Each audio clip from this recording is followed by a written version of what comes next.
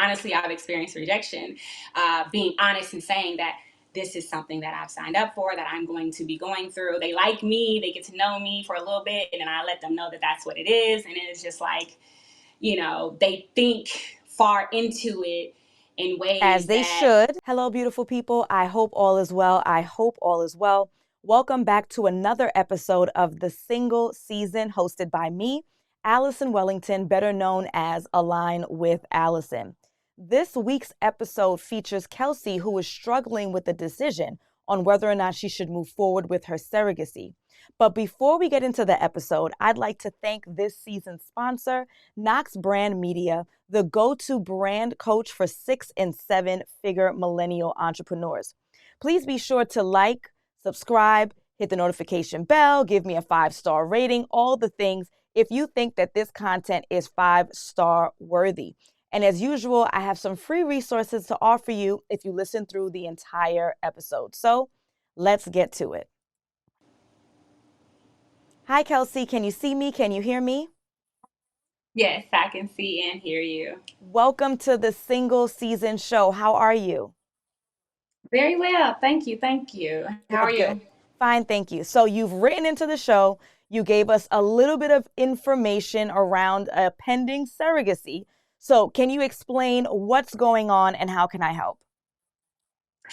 Well, as a surrogate who is also dating, I've had a lot of issues in my dating with finding candidates, if you will, that are actually okay with me going on this journey and who are willing to, I guess, go on a journey with me. I guess I'm curious if I should just cut dating out altogether.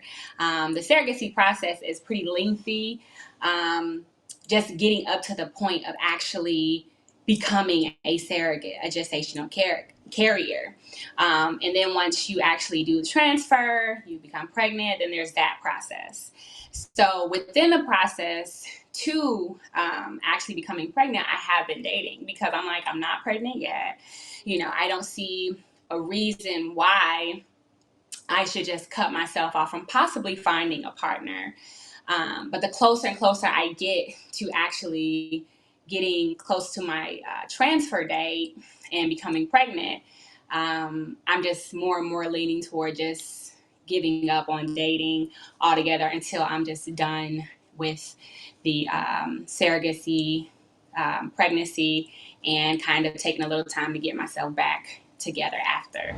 Hello, beautiful people. I hope all is well. I hope all is well. Of course, you're familiar with me. My name is Alison, certified dating and relationship coach, and I'm sure you've seen all of my testimonials, the engagements and the weddings and the babies, and I help my clients to bring those relationship goals to fruition through my 6-month coaching program, The Partner You Deserve. In that program, I teach my clients how to navigate dating both online and offline and how to work on becoming the best versions of themselves for themselves, but also so that they can energetically attract the partner that they claim that they deserve. I want you to think about the struggles you've had of dating in the past. I want you to think about when you were 30, 35, 40, 45, and the fact that you aren't where you want to be. At some point, something has to change. So what you're going to do is you're going to click the link below and you are going to book a consultation call so the both of us can discuss how I can help you to get the rings and tings. Understood. Could you talk to us a little bit more about why you decided to become a surrogate? I decided to become a surrogate because I was just at a place in my life where I knew I wanted to, moving forward, do more with my life that was grounded in purpose. I said to myself in the moment, I want to do God work. I want to do things that please God. I want to help people, in some way, shape, or form, in any way, shape, or form, to enhance their lives, to impact their lives in a positive way, shape, and form. And this was like August of last year. And every year in August, I kind of go through this spiritual shift, I guess, if you will. And I started my locks and I just went through this thing and I just said, I'm single. I don't want to focus my life on becoming a wife or just being some man's girl, because I think there's more to life than that. I really want to pursue purpose. I really want to do something amazing with my life, and make sure that everything that I am doing is impacting other people's lives in some way, shape, or form in a positive way. And then this opportunity dropped into my lap, and I didn't know what was going to happen. But I was in position to be able to do it without having to worry about, the say so of a man in that moment. But as time has gone on, and it's been almost a year since then, I realized I don't know if I want to do this alone, and it'd be great to find someone who sees what I'm doing as something noble and wants to get to know me better, because I feel like in the process of being a gestational carrier, worrying about the child particularly wouldn't be a concern of theirs. Being of emotional and support for me would be a concern of theirs. And that's really all I would need. But a lot of men, honestly, I've experienced rejection, being honest and saying that this is something that I've signed up for, that I'm going to be going through. They like me, they get to know me for a little bit, and then I let them know that that's what it is. And it's just like, they think far into it in As ways they that should. I'll kind of cut you off deter right there. them. As they should. It's important. I think Mhm. we want men who are forward thinking, who are thinking of the future, of thinking about potentially being with you in the long term and how any of your circumstances may potentially impact them. Even though clear as day, as a surrogate, you would not be keeping the child and raising the child once the child is born. But I just wanted to, I hope you don't mind, I just want to interrupt you right there. There's nothing wrong with them Yeah, thinking for the future. absolutely. Absolutely. And, in this journey, I have asked, what's the hang up? And honestly, the responses that I've gotten haven't really given me like, and they're valid. If that's what you feel and how you see it, then absolutely go your way. Great. But there's been responses like, oh, it kills the fantasy, or, you don't know how it's going to change your body, or, all these different things. And I could always have, responses that could give them ease of spirit in those with whatever those concerns may be. But I just don't. I choose not to. Like, if you're Mm-hmm. wrapped up in that and that's your concern, then hey, have your way. Mm-hmm. Um, but yeah, I've just experienced a lot of hesitancy with with men, and the desire for someone to be okay with joining me through this process and building a relationship through it. So. Understood. Talk to me about your implantation dates. What does that look like? What's the chances that the implantation, if I'm using the right language, I apologize in advance. But what does that look like? What is that process like for you? So I was chosen by a parent to go on this journey in January. Um, in January, we went through a lot of preliminary visits, like virtual visits with doctors, asking certain questions, visiting my own OB, making sure that everything was everything with me health wise. And then in March, we started doing psych evaluations. Then in April, we did a medical screening to make sure that through the IVF clinic, everything was clear and great through my blood and my actual cervical cavity, or my uterine cavity. And then we went through 2 months of legal. And now I'm at the point where I'll start taking meds for 3 to 4 weeks. And then my transfer date is actually July 28th. So in about 3 or 4 weeks, after taking meds on a daily basis, my transfer date is 28th. So they'll transfer the embryo into me. And then 10 days later, I'll do blood tests to confirm pregnancy. Understood. And you are solid on your decision. I know you said that things tend to shift in August, and this is July 28th. So are you solid in your decision? You are confident this is a part of what you've been put here to do, is to help families like this. There's no ifs, ands, or buts about it. You're moving forward. Yeah, at this point, yeah. We've signed paperwork. We've talked. I talked to my parents. She sent me gifts. Like it's yeah. The gel is there. The glue is there. So I'm definitely at this point. I'm not backing out. So Got it. Understood. So, this is what I would advise for you in regards to dating and relationships.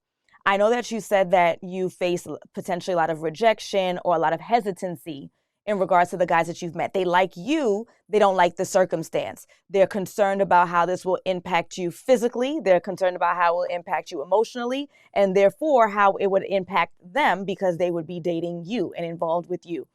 They're legitimate in their concerns. As someone who had a baby 10 months ago, in about 2 days my baby's going to be 10 months, absolutely right. The physical part, they don't know you well enough to not care as much about it, right? Like when we talk about guys and loving us for who we are, they got to love us first. Right now they just like you. So they can looking past potential additional weight and stretch marks. Like those are things that your partner wouldn't necessarily care about, but a new dude off the street would, and I ain't mad at it, right? Them being concerned about emotionally the up and downs and your behavior and how those things shift. Again, legitimate concerns because they're not your man. So dating right now is going to be difficult. If you were in a committed relationship and your partner was in agreement, then yes, go on ahead. You continue your committed relationship. He will be supportive. He'll be there for you. But in essence, what we're asking for is for an absolute stranger to start a very deep, spiritual, meaningful, impactful journey with another stranger, if I'm making sense. So again, if you were already in a relationship, it would be one thing.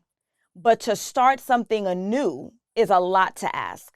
So if it were me, and of course, Kelsey, you can choose to do whatever you see fit, but if it were me, I would hold off on the dating process until after the baby was born, which okay. the 10 months is going to go fast, especially because you're being implanted with an embryo. So that means it's not even going to be 40 weeks. It could be 36 weeks for you, right? Some of the time is going to be shaved down. It's going to go fast. Now, I know and understand the desire to be supportive during probably the most emotionally draining experience you may have had so far in your life. Wanting to have someone, I don't know if the parents will go with you to the doctor, but perhaps having someone drop you to the doctor or having someone rub your feet or have someone bringing you some ice or just have someone for you to talk to with your concerns and your fears. I get it. But to start that process now with a stranger, someone new that you'd be dating, to me complicates things way too much. Potentially this gentleman, let's say he falls in love with you and then falls in love with this unborn baby. Because plenty of parents, biological or not, fall in love with their babies before they're babies, while they're embryos or fetuses or whatever, science may call it. So falling in love with you, falling in love with a baby that he can't even hold, that won't be his. It's a lot to ask. It's very taxing.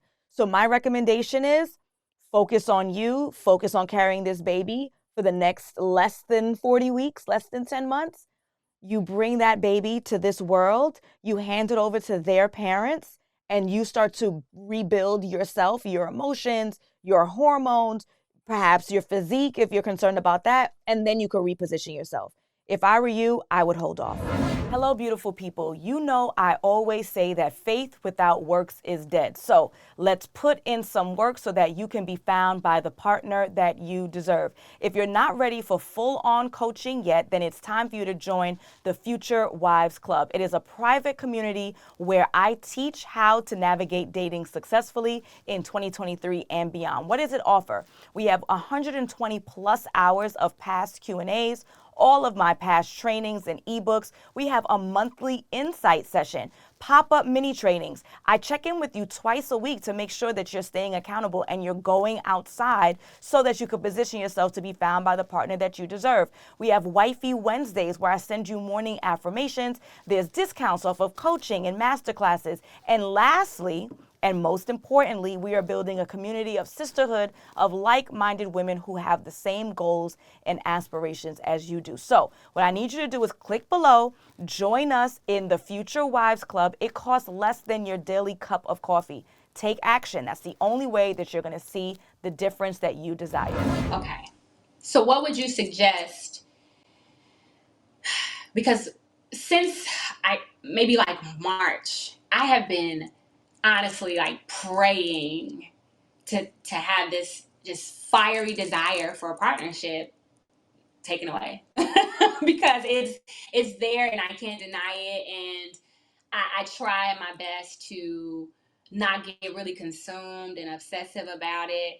So knowing that I have to go another 10 months, well, if I make the choice to go another 10 months, trying to divide my mind from the desire, would you suggest anything particularly to help to kind of do that? Yep. Throw yourself in something else that's healthy. You're going to distract yourself with something else that's healthy. If there is anything, and it could be a series of things, it might only last a couple of weeks. It might be the project, which is to redo your library in your bedroom. It might be that you are going to fix your credit and get your finances in order. It could be that you're going to go back to school and take a 6-month course. Throw yourself in something else that is going to distract you from your desire. The desire is burning, and it may even increase with the hormones that you're on, right? Or the hormones your body will naturally develop over time through this pregnancy. We're going to hold off. 10 months, you will get through 10 months. 10 months are going to fly. They're going to fly. Throw yourself in projects, self-improvement, self-betterment. It can be, spiritual. It can be reconnecting in some way, shape, or form, reconnecting with family members, friends, things you've been putting off. Do every project in your house that you've been just ignoring, and you're going to distract yourself for the next 10 months. That's what you're going to do. And then once you deliver, you can jump back in. You can jump back in once you're emotionally and physically ready to do so. But I would highly recommend, if it were me, I would hold off. Distract yourself with positive projects. Okay. Now, if there's a gentleman who comes across your path, right, and you tell him what the next couple of months are going to look like for you, and he's interested, sure, go ahead. I'm not saying that you shouldn't date anyone. I'm saying don't actively seek it out, because I think that you're going to continuously be disappointed, and that's not only going to be upsetting for you, that's also going to be upsetting for the baby. So if someone comes across your path, you're out socially, naturally, you're having a conversation, he's a nice gentleman, you share with him early in the game what the intentions are for the next year of your life, and he wants to roll with it, cool. But I don't want you to position yourself, to actively position yourself, because I don't want to stress you out, don't want to stress the baby out, and I don't want you to feel constantly rejected, which may impact your self-esteem after the baby. And then now you're not feeling as good about yourself. You're not feeling as good about the opposite sex. Let's avoid that. Hold off positive distractions. Okay. Okay. I receive that. Okay. Any questions before we wrap up?